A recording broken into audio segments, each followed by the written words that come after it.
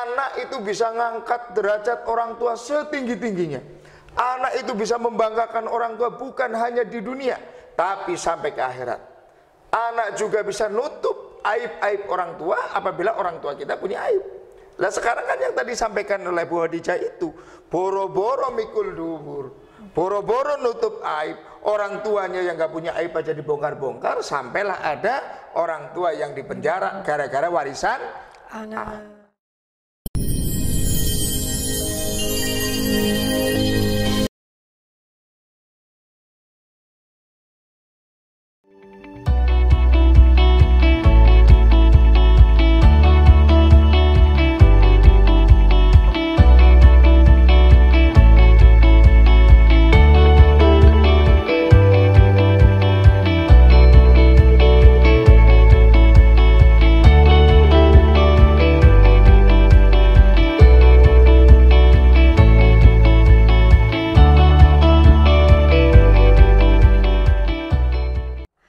Assalamualaikum warahmatullahi wabarakatuh.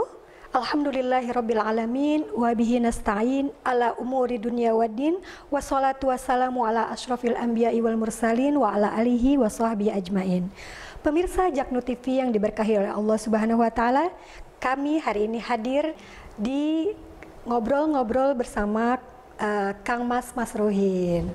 Alhamdulillah kita hadir kembali. Untuk kali ini kita mempunyai tema yang menarik sekali pemirsa Jaknu TV, yaitu mengenai anak dalam perspektif Al-Quran ya Kiai ya.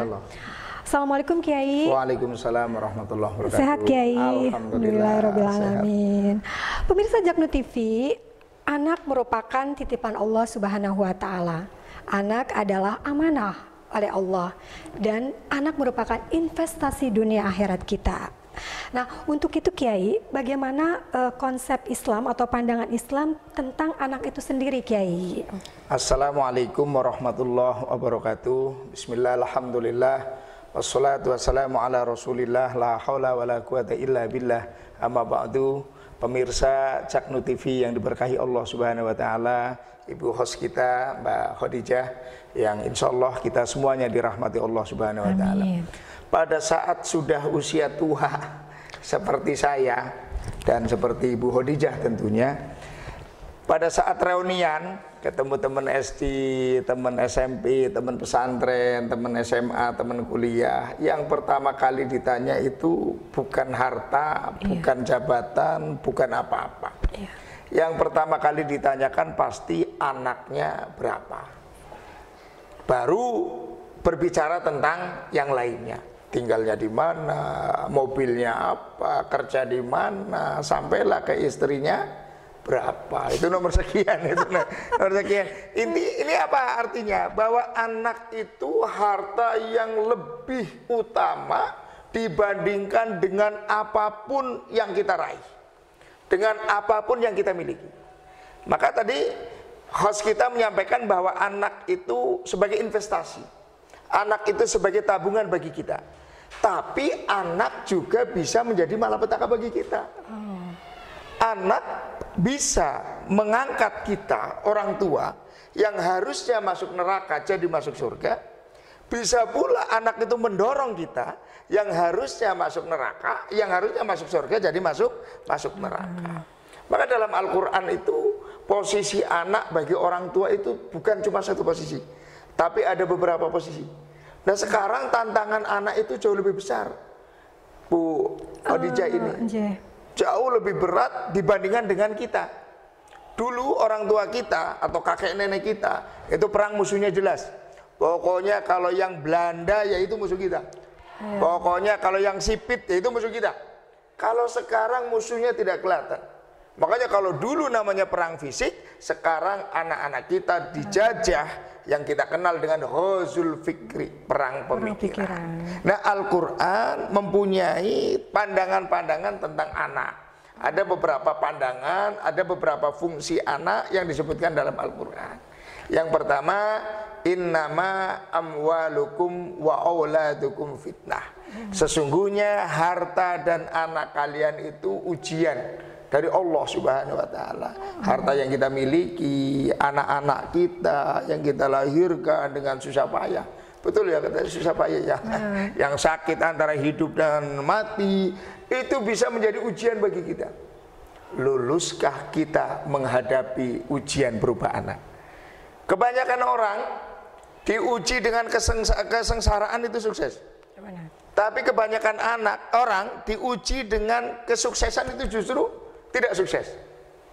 Kebanyakan orang sekarang itu lebih condong untuk menjauhkan anaknya dari agama daripada mendekatkan anaknya ke agama.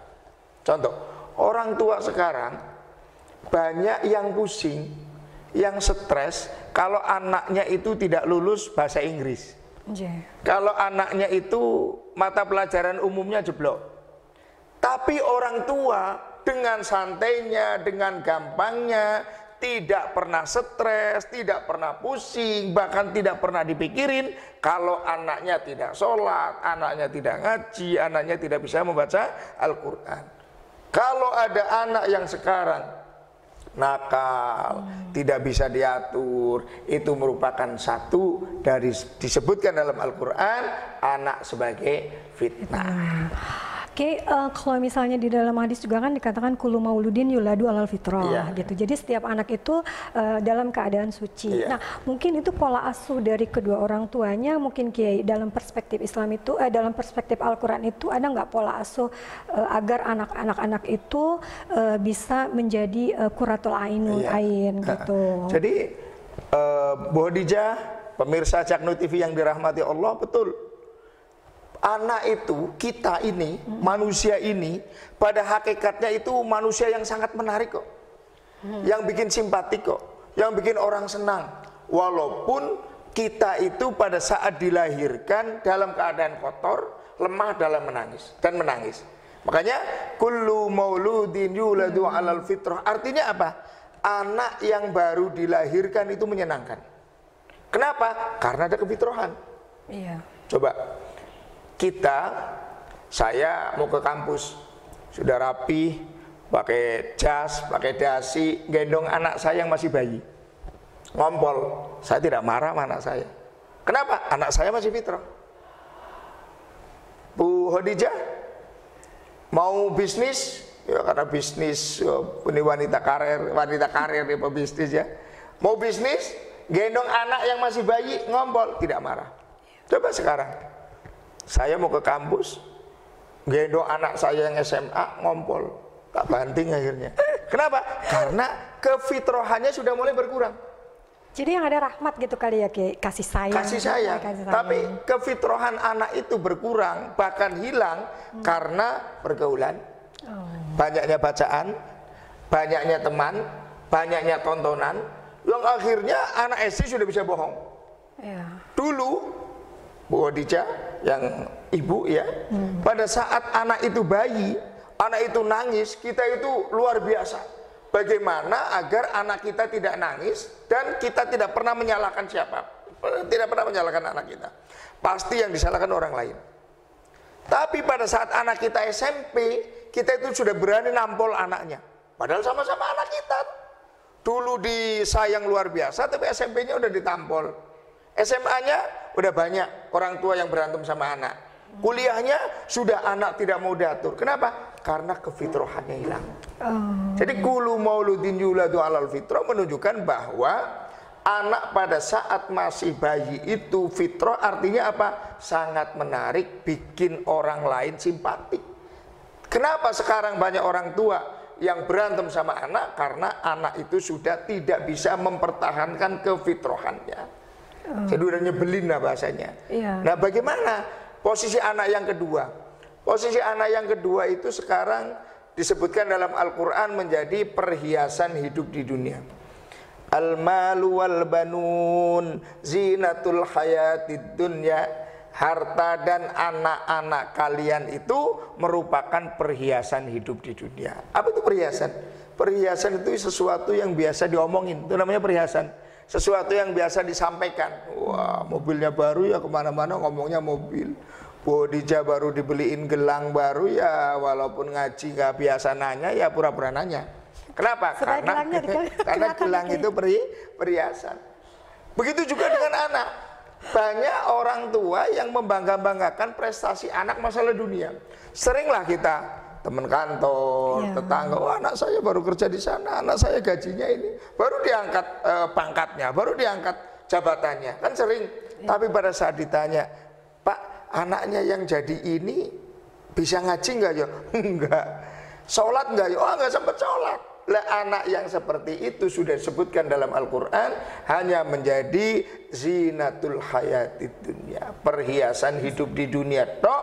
Setelah orang tuanya meninggal, anak itu tidak bisa berbuat apa-apa karena tidak tahu harus berbuat apa sama orang tua.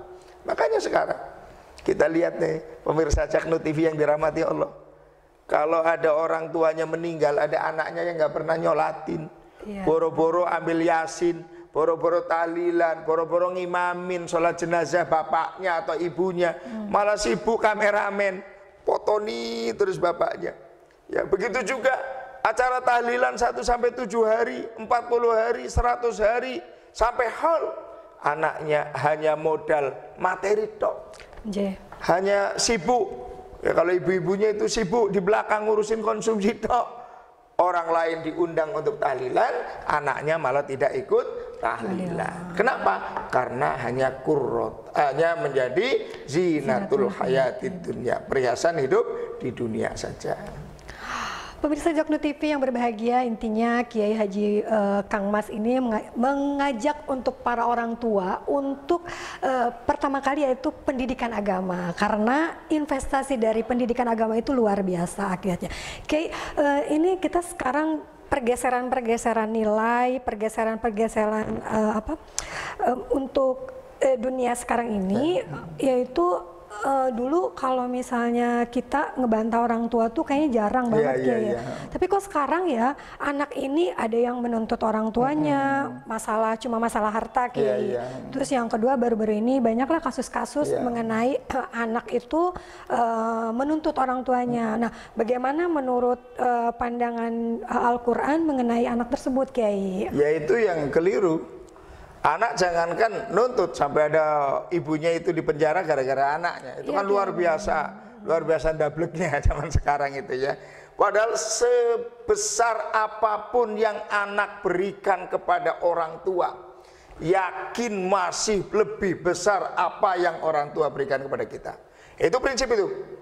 Kita mau jadi apa kek, mau hartanya seberapa kek, masih lebih sayang orang tua sama kita.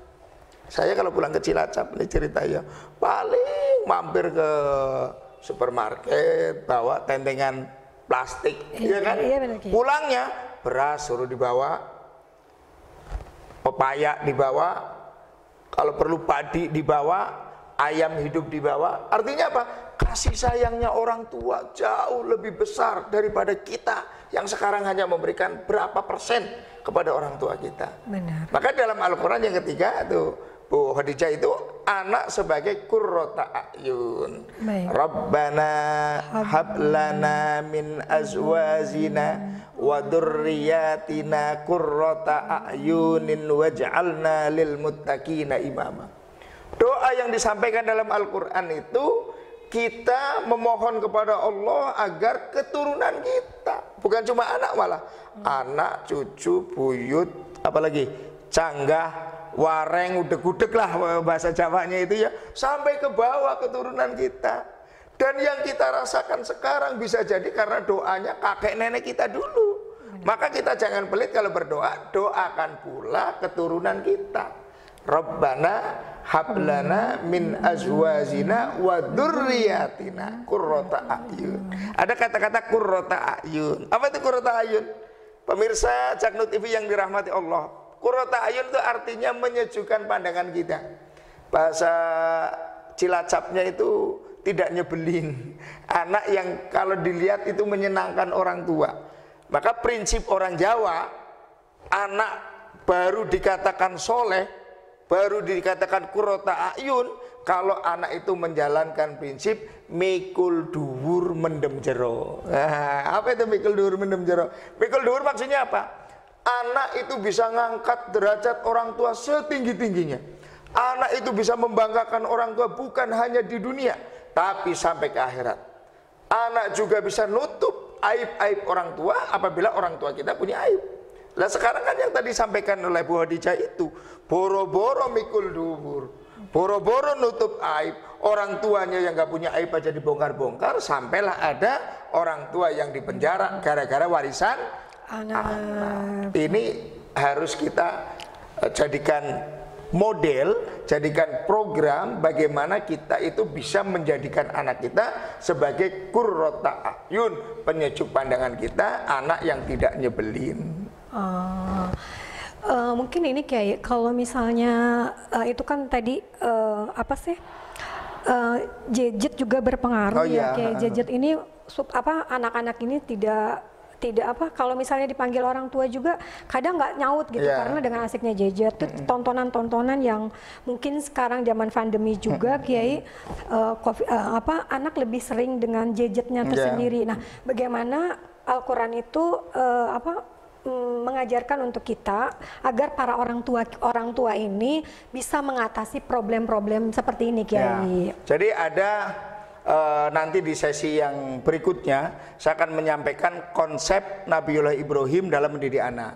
Tapi ini ada juga bagaimana anak kita menjadi qurrata ayun. Anak kita itu menjadi penyejuk pandangan. Yang pertama, kita harus menjadi orang yang soleh. Dari orang tuanya berbuat baiklah kalian kepada kedua orang tua kalian. Nanti anak kalian akan berbuat baik pada kalian. Jadi kalau anak kita itu soleh, ini karena upah dari Allah kesolehan kita kepada orang tua kita. Maka pemirsa Jaknu TV yang dirahmati Allah, ayo kita senantiasa mendoakan orang tua kita. Rabbighfirli wali walidayya warhamhuma kama rabbayani shaghira. Ayo kita muliakan orang tua kita. Ayo kita jadikan ratu dan raja orang tua kita. Karena prestasi yang kita sekarang rasakan karena jerih payah orang tua kita. Jangan sia-siakan orang tua kita. Yang masih hidup, datangin. Syukur-syukur, silaturahim. Kalau karena sekarang pandemi atau karena kesibukan, minimal telepon. Minimal telepon. Saya insya Allah sih saya terapkan kalau tiap hari walaupun miss call ya, walaupun video call, jangan miss call. Sekarang anak-anak kita itu miss call, orang tua itu miss call. Pada saat ditanya, loh kamu ke orang tua kok miss call? Kata anak-anak yang nyantri tanggung pesantren kilat, ada dalilnya Pak Kiai, apa? Famay ya'mal misqala dzarratin khairan yarah. Katanya miss call itu dalil, famay ya'mal itu dalilnya anak miss call itu. Jadi kita muliakan orang tua kita, kita hormati orang tua kita, kita junjung derajatnya orang tua, kita tutup apabila orang tua kita punya aib. Yang kedua, ajari anak kita tentang agama. Sehebat apapun orang, kalau nggak ngerti agama, pasti akan hidupnya menyengsarakan. Ya benar. Percayalah, pemirsa Jaknu TV yang dirahmati Allah. Kalau kita punya anak yang ngerti agama, kebetulan hidupnya tidak nyaman, hidupnya tidak sukses, tidak menjadi orang kaya, tidak menjadi pejabat, insya Allah anak kita tidak akan merepotkan kita sebagai orang tua. Luar biasa pemirsa Jaknu TV.